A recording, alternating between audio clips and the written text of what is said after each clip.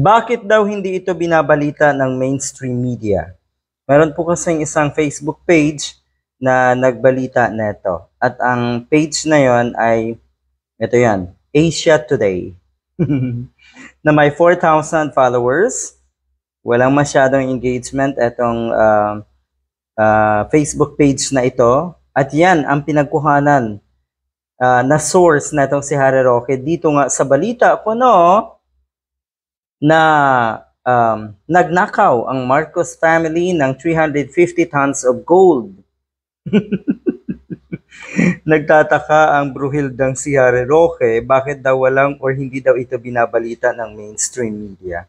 O ayan, kung ano man ang mangyari, dapat talaga'y gawa ng investigasyon kung or bakit may post na ganito sa isang bagong Facebook page.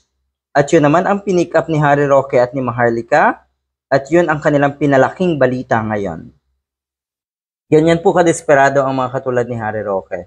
At ngayon nga ay nananawagan etong si Roqueta na sana daw ay kumilos na ang sambayanan.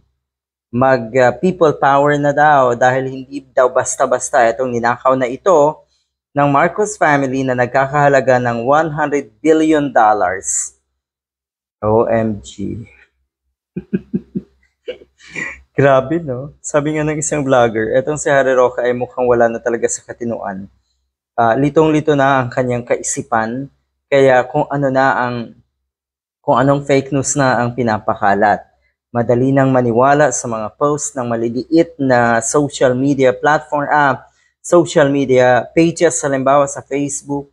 Ayan, gigil na gigil etong si Harry Roque ngayon at nagsisigaw na magnanakaw habang pinananawagan niya na maglungsad na nga daw ng EDSA People Power or People Power ang mga kababayan natin. Umuwi ka kaya dito, Mr. Harry Roque, at pangunahan mo yung sinasabi mong People Power.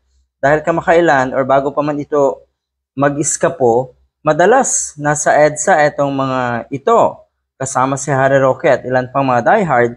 At yun nga, nagbabaka sakali na mauuto nila ang sambayanan at madadala nila sa EDSA ang mga kababayan natin.